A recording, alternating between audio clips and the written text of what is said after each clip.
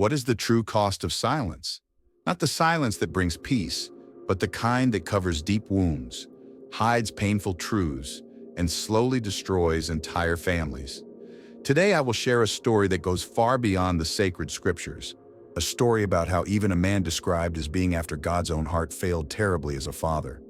Imagine a young and virtuous princess walking through the royal palace corridors. Her footsteps echo as she heads to her half-brother's chamber, carrying with her only kindness and innocence. She has no idea she's about to endure a nightmare that will change her life forever. And the most shocking part? The deafening silence of those who should have protected her. To grasp the magnitude of this family tragedy, we must turn our eyes to Jerusalem, around 1,000 years before Christ. There, at the city's highest point, stands the royal palace where David lives, the greatest king Israel ever knew. A man who conquered kingdoms, defeated giants, and composed psalms that still touch hearts today. But this is not a story about his victories, it is about his greatest failure as a father. David built an impressive empire. His military conquests expanded Israel's borders like never before. His kingdom flourished and his name became synonymous with wisdom and justice. But within the palace walls, a complex dynamic was unfolding. With multiple wives and concubines, David had a large family with sons and daughters from different mothers. This practice, common among monarchs of the time, created inevitable tensions. Among his sons was Amnon, the firstborn, next in line to the throne. There was also Absalom, known for his beauty and charisma, and his sister Tamar, a young princess whose life was about to be shattered by events her father could have prevented. What makes this story so relevant today are not just the dramatic events, but the timeless lessons it offers about family leadership. As we examine the events leading to Tamar's tragedy, we uncover patterns of behavior and warning signs that continue to repeat in modern families. How can a leader be so perceptive in matters of state, yet so blind to dangerous dynamics within his own home? How can a father, known for his sensitivity in composing psalms, remain silent in the face of his daughter's suffering? And most importantly, what can we learn from these mistakes to protect our own families? Now, we will dissect not only the events that led to the destruction of David's family peace, but also identify 3 crucial signs every parent must recognize to prevent similar tragedies. Because while times have changed, the family dynamics that can lead to disaster remain eerily similar. This is a story about power, betrayal, and consequences, but above all, it is a warning about how the silence of those who should protect can become a weapon more devastating than any act of violence.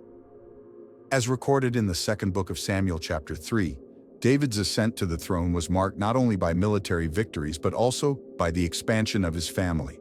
In Hebron he had 6 sons by different women: Amnon by Ahinoam, Chileab by Abigail, Absalom by Maacah, Adonijah by Haggith, Shephatiah by Abital, and Ithream by Eglah. Later in Jerusalem, his family continued to grow. The atmosphere of the royal palace reflected this complex family structure.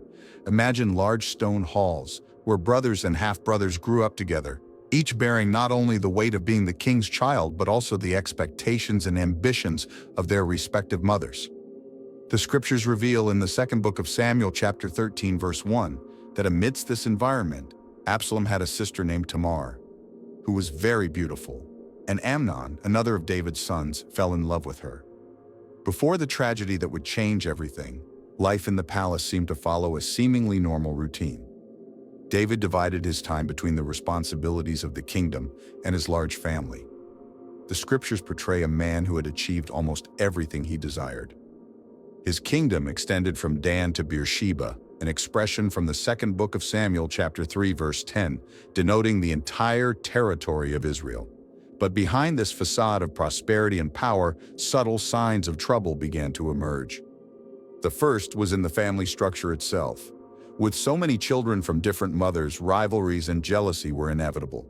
Each prince had his entourage, followers, and naturally their ambitions. Amnon, as the firstborn, held a special position, with privileged access to the palace and considerable influence. Absalom, on the other hand, already displayed traits that would later make him a rebel: charisma, ambition, and a strong sense of personal justice. Tamar lived protected, as was customary for virgins of the royal household. A crucial figure in this story is Jonadab, David's nephew and Amnon's friend, described in the second book of Samuel chapter 13 verse 3 as a very shrewd man. He would become the catalyst that transformed an already tense situation into an irreversible tragedy. His presence at court and proximity to Amnon illustrate how ill-intentioned individuals can exploit vulnerable family structures.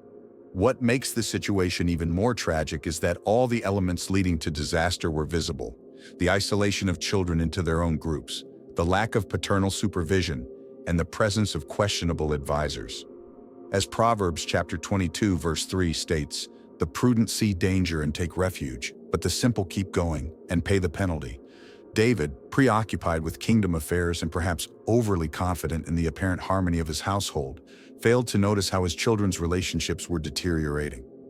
The same man who had the discernment to judge the kingdom's most complex matters lost sight of the dangerous dynamics within his own home. The scriptures teach in Deuteronomy chapter 6 verse 6 that parents must diligently teach their children, speaking of precepts, when at home, walking along the road, lying down and rising up. But amidst the demands of the kingdom and his family's complexity, David seemed to have lost sight of this essential responsibility. The stage was set for a tragedy that would not only destroy the life of an innocent young woman, but also trigger a chain of events that would shake the entire kingdom. And it all began with something seemingly simple: a look of lust and malicious advice. The narrative takes a dark turn when the scriptures reveal in the second book of Samuel, chapter 13, verse 2, that Amnon became so tormented that he made himself ill over his sister Tamar. This was not fraternal love, it was a sick obsession consuming him. As the king's firstborn, Amnon was accustomed to having his desires fulfilled, but this time, the object of his desire was forbidden: his own half-sister. The situation worsens when Jonadab enters the scene.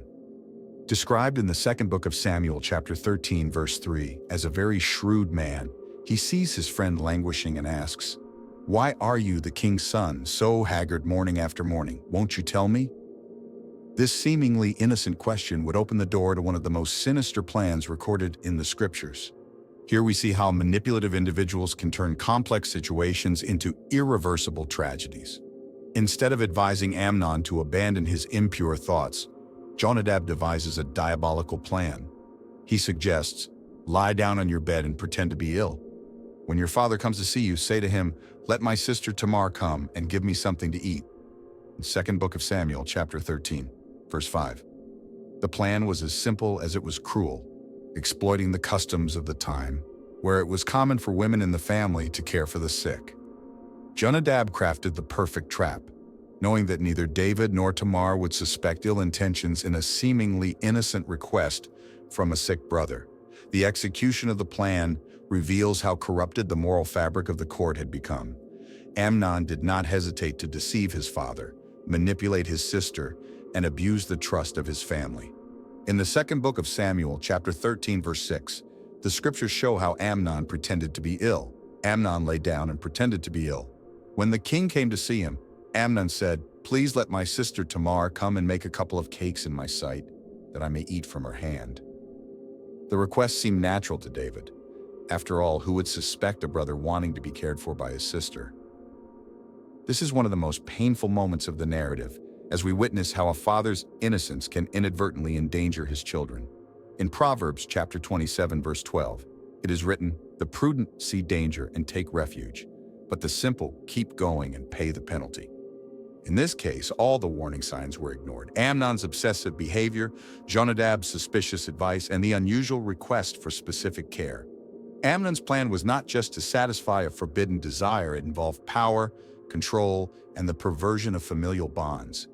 He used his position as firstborn, the trust of his father, and his sister's kindness to create a situation where he could fulfill his darkest intentions. As Tamar, innocent and obedient, made her way to her brother's chambers to care for him, no one could foresee the horror about to unfold. In Ecclesiastes chapter 7, verse 26, it is written, "I find more bitter than death the woman whose heart is snares and nets and whose hands are fetters. He who pleases God escapes her, but the sinner is taken by her." What follows is recorded in painful detail in the second book of Samuel, chapter 13. When Tamar arrives at Amnon's chambers, she finds her brother apparently ill. With fraternal dedication, she prepares food before him, showing the care that only a devoted sister could offer. But then the facade falls. When she offers him the food, he grabs her and says, "Come, lie with me, my sister." According to the second book of Samuel, chapter 13, verse 11, in that terrible moment, Tamar realizes the trap she has fallen into. Her immediate response reveals not only her character, but also her understanding of the law and her intelligence in a situation of extreme danger. "No, my brother," she pleads, "do not violate me, for such a thing is not done in Israel. Do not do this outrageous thing." She tries to reason with him, appealing to the law, morality, and any trace of decency that might still exist in his heart.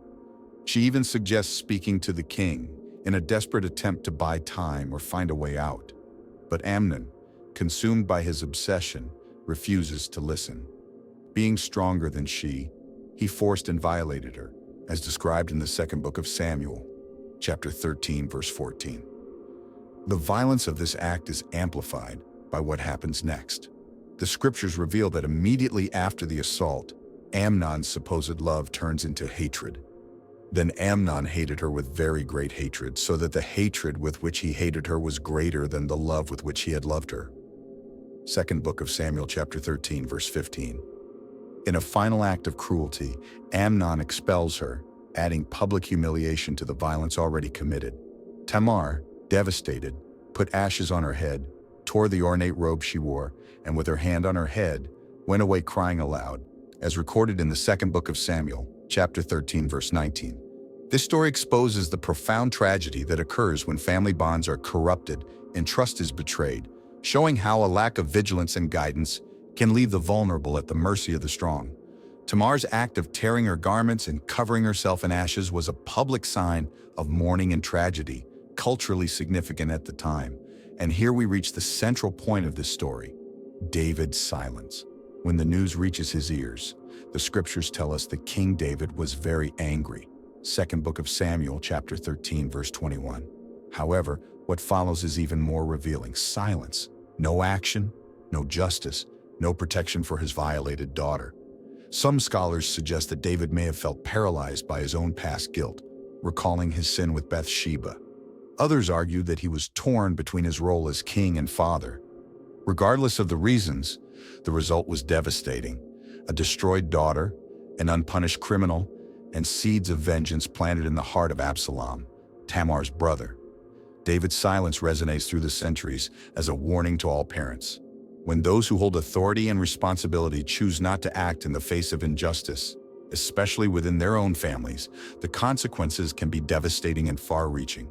Tamar went to live desolate at the house of Absalom, her brother, second book of Samuel, chapter 13, verse 20. Her life, once filled with promises and possibilities, was reduced to an existence of isolation and trauma. The palace, which should have been her refuge, became the stage for her nightmare, and the father, who should have been her protector, became an accomplice through his silence.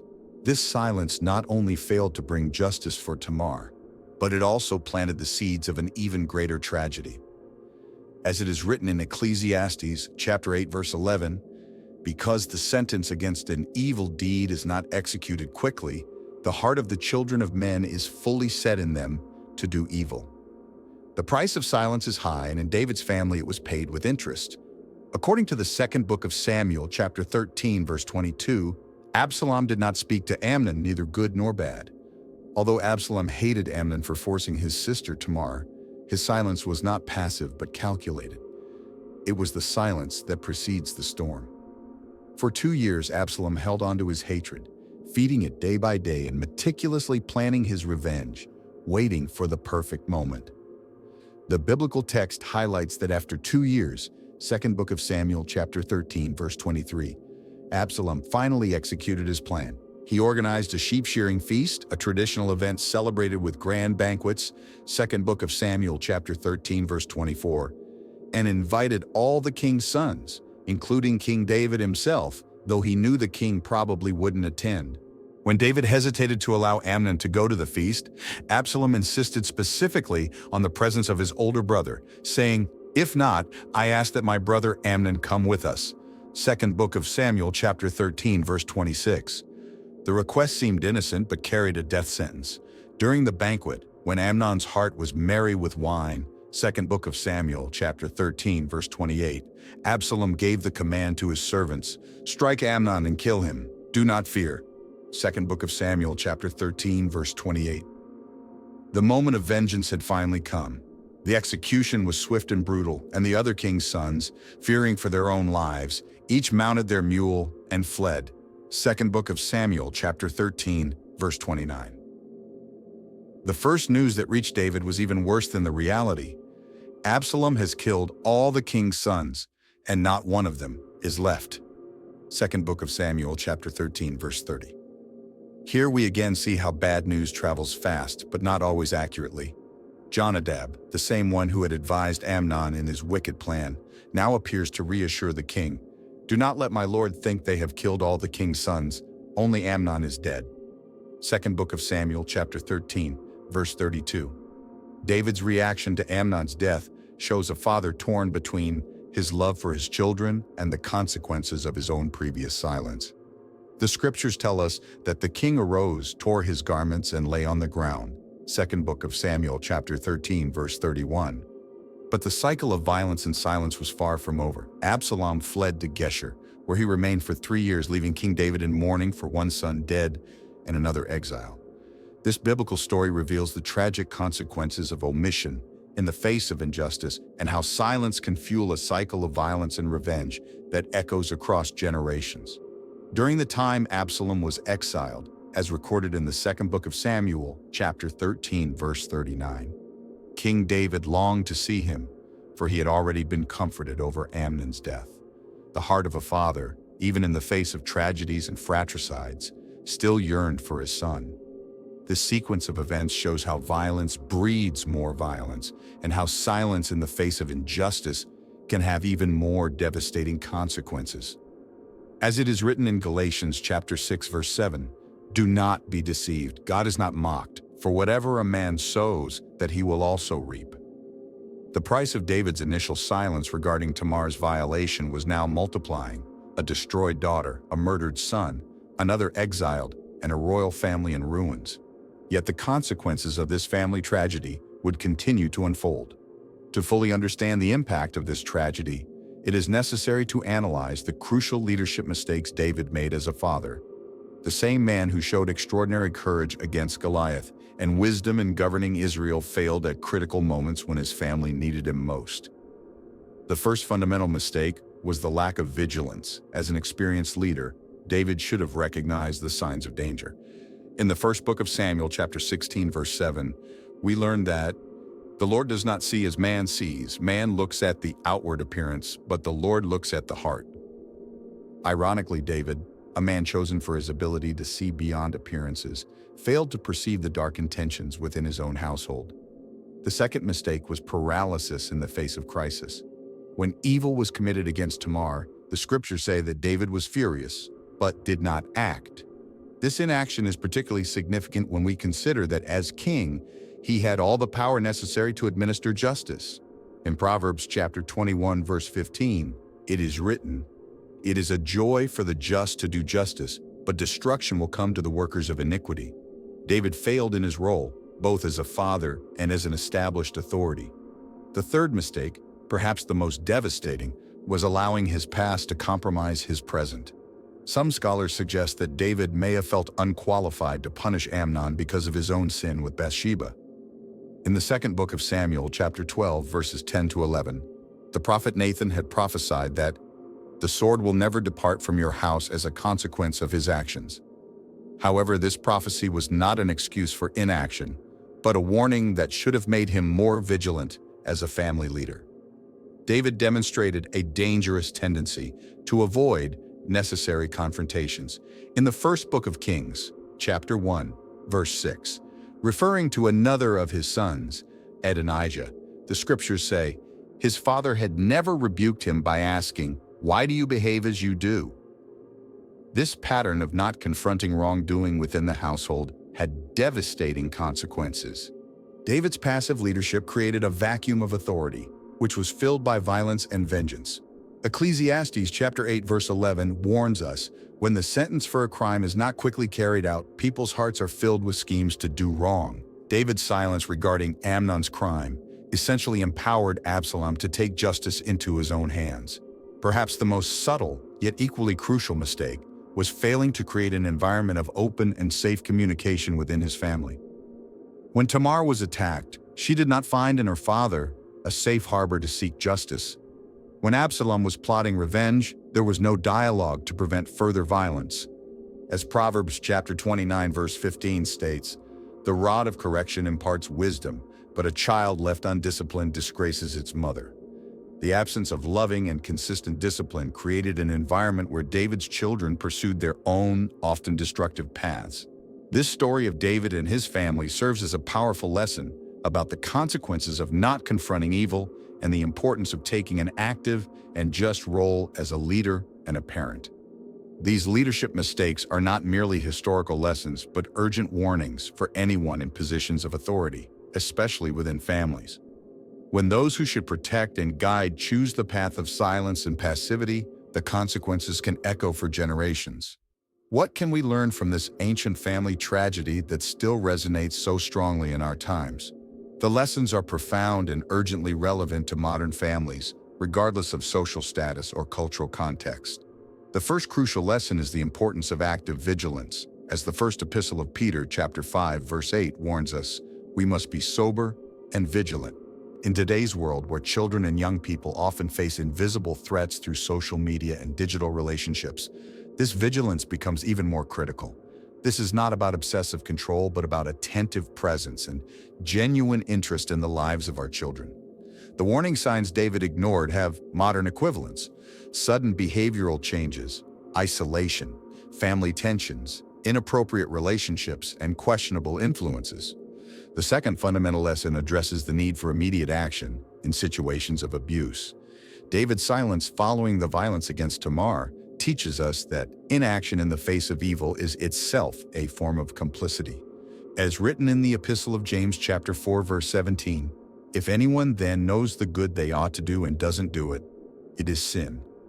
Today, this means creating open channels of communication within the family, establishing clear and consistent boundaries, acting promptly when abuse is suspected, and seeking professional help when necessary. The third lesson concerns the importance of breaking cycles of violence. The tragedy of David's family unfolded in an escalating spiral, from improper desire to sexual violence, from silence to mortal revenge. In Galatians chapter 6, verses 7 to 8, we are reminded that whatever a man sows, that he will also reap.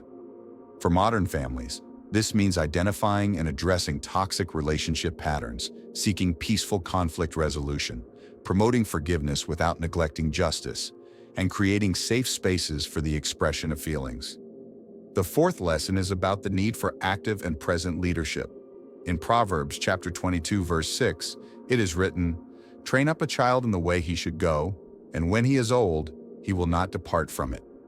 This instruction requires presence, involvement, and consistent example. In today's context, this means actively participating in the lives of children, demonstrating values through actions, not just words, creating regular moments of family connection, and being available during times of crisis. Finally, we learn about the importance of breaking the silence. Fear, shame, or the desire to maintain appearances cannot outweigh the need to protect the vulnerable.